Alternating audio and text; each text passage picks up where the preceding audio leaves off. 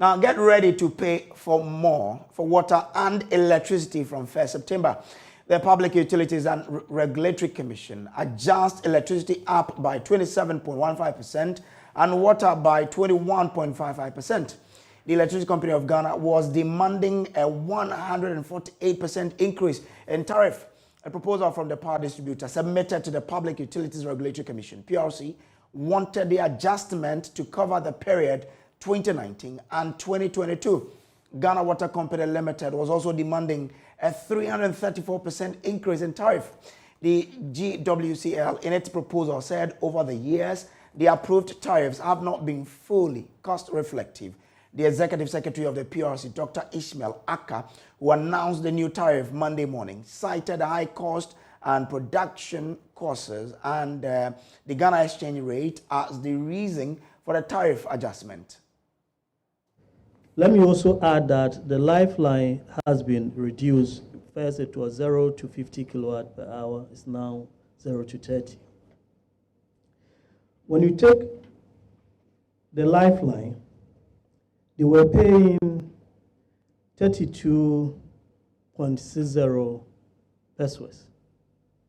They are going to pay 41.90 pesos.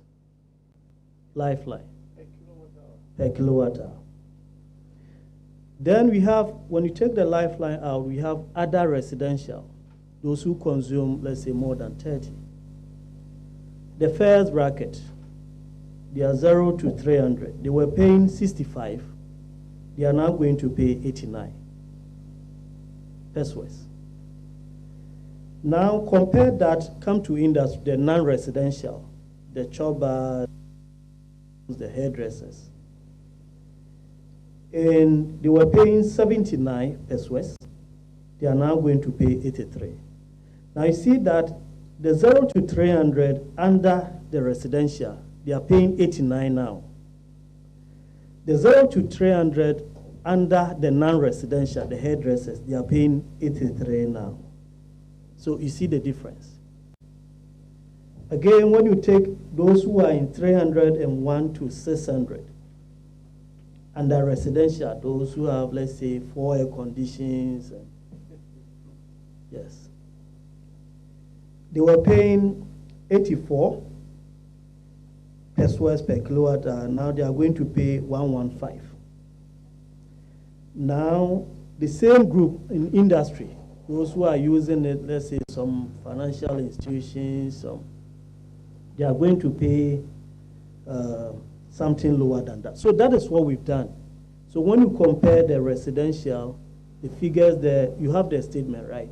The figures there, you see that when you look at the other side, under non-residential, they should be relatively lower than those in the residential.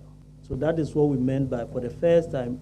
In the past, the reason why we emphasized on that was that in the past, there was this what we call cross-subsidy.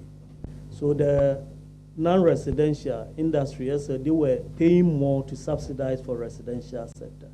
That made their cost of power very expensive and very uncompetitive. So we heard that some companies are even relocating to other countries because of the cost of power.